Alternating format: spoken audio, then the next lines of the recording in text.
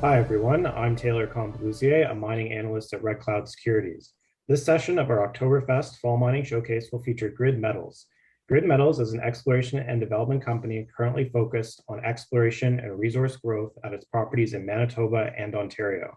Grid has a diversified portfolio of properties where it is actively exploring for nickel, copper, PGM, cobalt, palladium, and lithium. From the company, we have with us Robin Dunbar, President and CEO, and Dave Peck, the Vice President of Exploration and Business Development. I'll note that if attendees have any questions throughout the presentation, to submit them using the Q&A link, and we'll get to them during the Q&A session at the end of the presentation.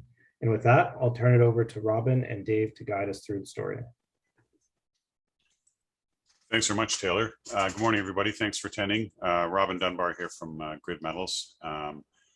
I'm just going to give a quick overview about the corporate structure of the company and then hand it over to Dave. We will be making some forward-looking statements this morning in our presentation. Dave and I are form the management team at Grid Metals, and we've both been with the company for a number of years now. Dave joined us in January 2020, and we have a good technical team that's supporting us on a consulting basis for the company. We can see the share and capital structure, and we currently have a little over $3 million in cash that will enable us to move forward on our next drill program. Our real plan here is to get into the drill, explore, develop cycle. We've done a lot of the heavy lifting in terms of permitting to be able to launch activity in our Manitoba project, where we have agreement with the First Nations, and we look forward to that being our focus commencing in the next couple months here. So with that, I'm going to hand it over to Dave to go through our properties. Thanks, Robin. Thanks, Taylor. Good morning, everyone. We do have a diverse portfolio, all in the battery metal space, as Taylor mentioned.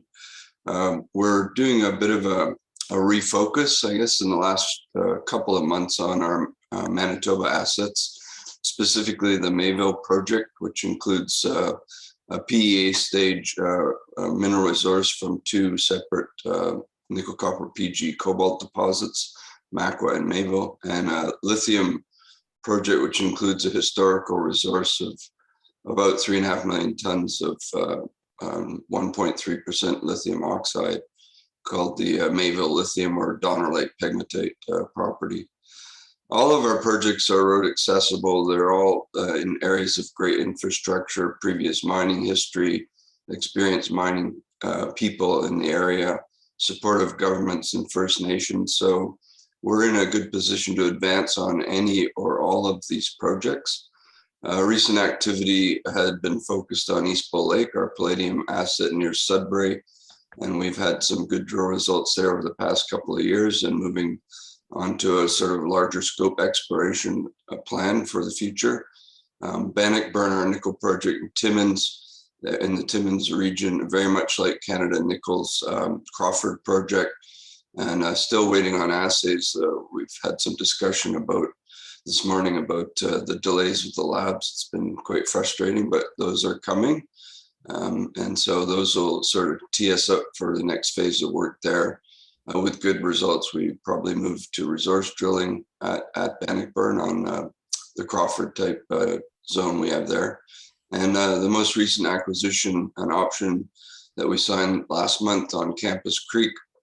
It's a lithium pegmatite project near Ignis in northwestern Ontario, and we're pretty confident it's part of a very new lithium cesium tantalum pegmatite belt or field. Raleigh Lake International Lithium owns that project just adjacent to us. Very prospective ground for lithium, so stay tuned for that. We're just doing initial exploration work on the ground there now. We have a 6-month plan in place, and this is sort of guide shareholders what to expect in terms of news. For the next couple of months, we'll be looking for those results from Bannockburn and the field program results from East Bull Lake to help prioritize the next phase of exploration on those two projects.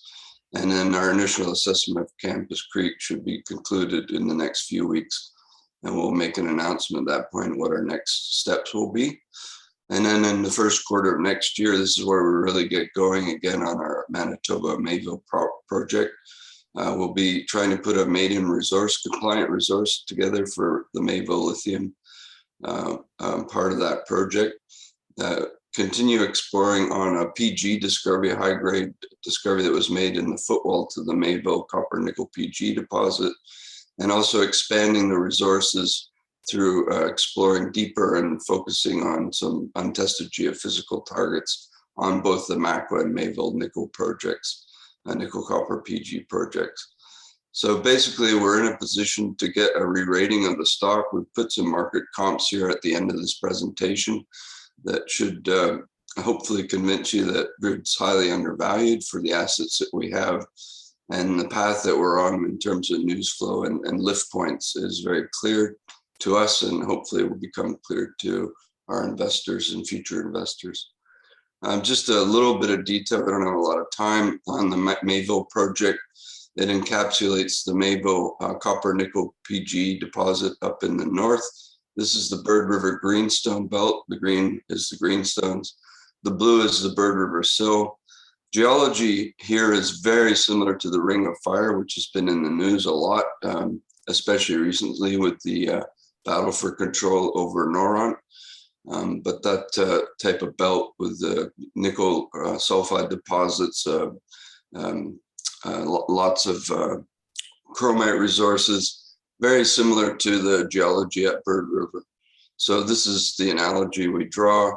The good thing about our property in Manitoba, in southeast Manitoba, it's only 140 km from Winnipeg. It's road accessible, you can drill year round, and we've got terrific infrastructure. So we've got a resource there. I've shown the Mayville copper-rich magmatic sulfide deposit, 164 kilotons of contained copper and nickel.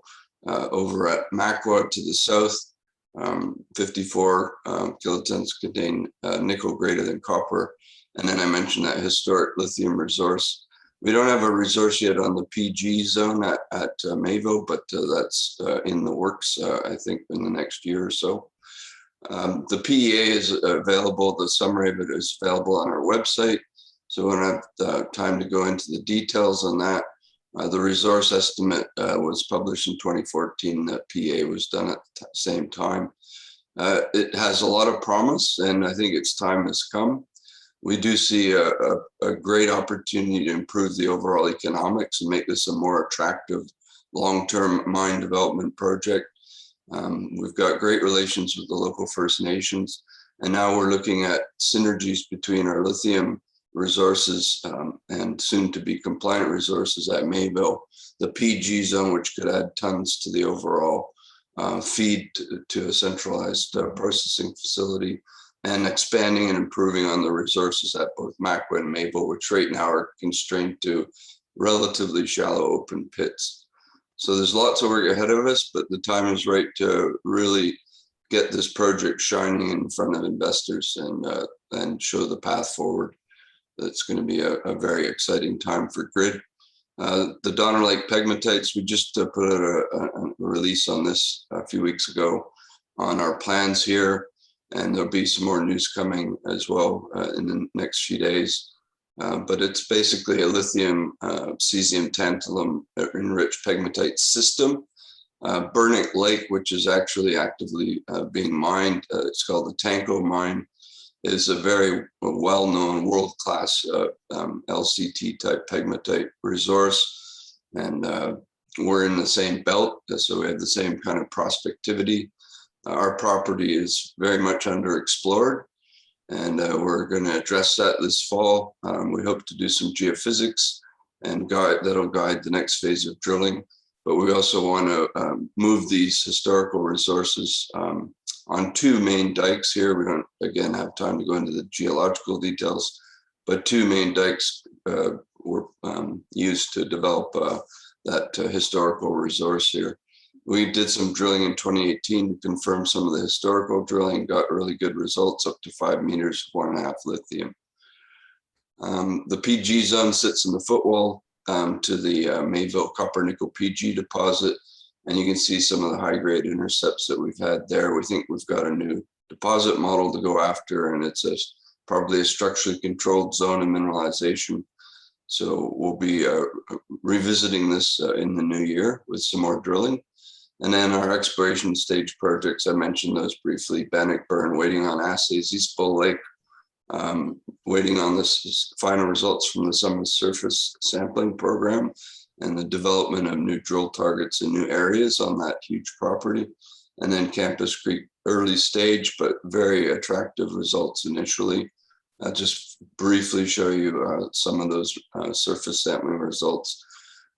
This work is ongoing. We're just developing our first sort of geological map for the property and seeing how many pegmatites are actually outcropping. But we're getting up to 4% lithium in grab samples from one of the main occurrences there. Low iron as well, and there's some good credits in cesium, rubidium, and tantalum. So we're on our way, I think. Just to go quickly to the market comps.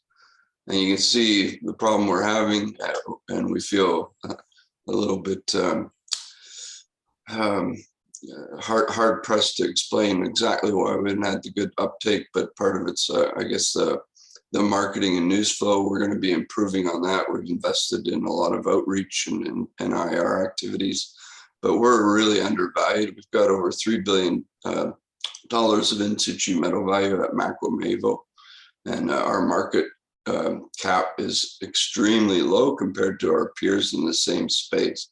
If you go to the lithium side and why we're keen on lithium, you're seeing some fantastic market caps for junior companies that have got either PEA stage resources or moved into the feasibility stage and reserves on the type of targets that we think we can deliver on our two lithium properties in Manitoba and Ontario. So we think these are well within our reach in the next year or two, and we'll get onto that work in January in terms of drilling at Mayville. So overall, lots of lift points, lots of catalysts in the near term, and we look forward to having new investors join with Grid and getting that re-rating that we think we deserve. So turn it back to Robin or Taylor. Great. Robin, did you have any final thoughts, or should we turn to Q&A? I think let's go to the Q&A. Yeah, thanks, Taylor. Okay, perfect. Yeah, so we've had a question come in specifically about Bull Lake. You know, somebody saying they don't believe they're reflected in the stock price. You know, you've homed in on the, you know, higher grade central area. You know, maybe just with respect to that, maybe just give an update on that and what your take is on East Bull Lake. Well, the challenge at East Bull has always been where to focus the investment. It's such a big property. There's so many targets. This map on slide 16, our slide deck shows the number of targets. We have all these geophysical anomalies with anomalous surface sampling. Literally, you know, 20 kilometers of strike length of target area to explore. So we did well at Parisian Lake. It's been the focus for us in the last sort of 18 months. And we want to see what else is out there in terms of something bigger and better than Parisian. We could go to resource drilling at Parisian Lake, but we do want to see what else we have. And I think the proof's in the pudding. If we can show the potential on 3, 4, or 5 of these different target areas, then we've got potentially a multi-million ounce resource on the property. I agree that the value here is not well reflected in the stock price. Unfortunately, a lot of our PG peers are also struggling right now, even with good results. So little shyness come off the palladium market. We've got lots of credits here, and we can take our time and do things thoughtfully and methodically. Perfect. And kind of as part of that strategic review, is that when you'll actually, you know, we just had another question come in. Just okay. Wondering if somebody's wondering if you'll spin out any of your projects, if that might be part of your strategic review or not. It is under consideration with our board, and we're looking at a lot of options in terms of how to best manage this pretty big portfolio. And that's one of the things that's being considered, yes. Okay, perfect. I could just add to that, Taylor. I think what we want to do is really focus in on our Manitoba Mayville property where we think we can get the most value. It's the most advanced, it's the largest resource, it's the closest to being economic. And I think if we get into a cycle of drilling and good results, that'll really focus attention on that project. And the project needs more and high grade resources to really make it clearly economic, and that's going to be our focus. So I think our primary focus will be on Manitoba early in the year, and we're very convinced that all our other projects have a lot of merit, but we don't want to spread ourselves too thin, and we're financed to undertake $1.5 million to $2 million worth of drilling. So that's really going to be our key focus. Okay, perfect. And with that, we are out of time. Thank you very much, Robin and Dave, for presenting Grid Metals. Thanks, everyone. Thanks, Taylor. Thank you very much.